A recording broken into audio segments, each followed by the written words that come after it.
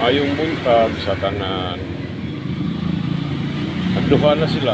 Nakakauban siya. Yung igsuon. Namurag-murag man sila igsuon. Tingnan mo. Kaya siya gamay rin. Kaya dako. Murag meron ng pagkita. Kaya po.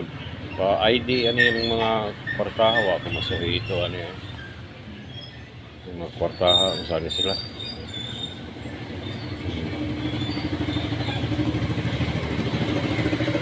Gamay rin siya. Kontra rin usa. Dako rin siya. Sa amin yung mga kwartaha, mga ancient coins. O siguro ni panahon rin sa mga unang tao, mga pila pa sa kaning century ha. Banabana na ko. So daghang salamat, maayong buntag, pakilatis lang. I-comments ako kung saan yung mga kwartaha. Kaduhan ni siya kini. Salamat.